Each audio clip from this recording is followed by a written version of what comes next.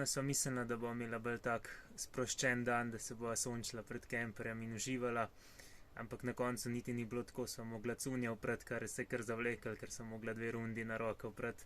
In to, ker traja, ni tako kot v pralnem stroju, ki pač daš noter pa pozabiš za 2 uri.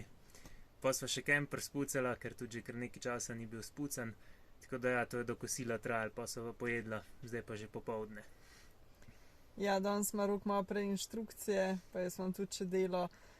Zaradi tega, ker naj bi zvečer dobila obiske, prišla naj bi 2 Angleža, mislim, da sta, s katerimi smo se že slišali prek Instagrama parkrat, ker sta bila pred nama v Gruziji in sta nama tudi že nekaj pomagala oziroma svetovala. Zdaj pa sta parkirana že kakšen teden tle, mogoče slab kilometer stran od nas, tako da sva jih povabila, da bi tukaj pekli malo hrenovke pa kurili ogenj, ampak zdaj kaže bolj, da bo deževal, tako da zdaj se nismo še čisto zmenili, ali bojo danes prišli ali jutri. Ampak ja, v vsakem primeru pa mislim, da se bomo družili.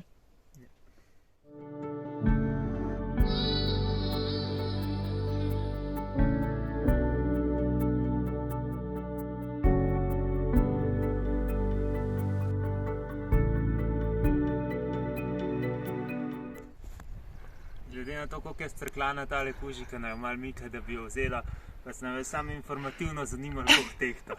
In ne samo, da je zelo strklana, je tudi zelo potrpežljiva. Tole ima drugače za tehtati prtlago. Zdaj pa še ven noče izreče.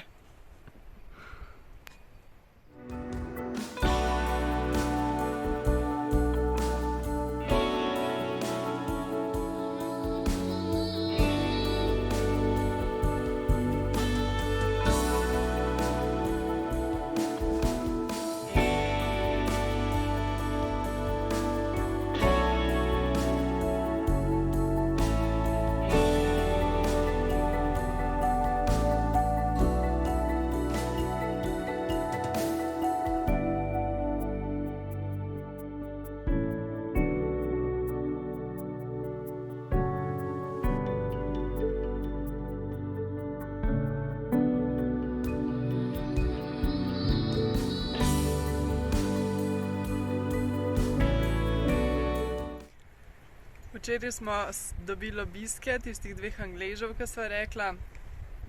Na srečo glih nehali deževati, tako da smo lahko zunaj kurili ogenj in pekli hrenovke in kruh na palcah. In je bilo kar fino, morava reči. Ful sta v redu. Prepotovala sta že zdaj Gruzijo in Armenijo, tako da so tudi marsikaj uporabnega zvedla. Drugače pa potujeta že 4 leta v enem takem kamionu, ki je preurejen v kemper.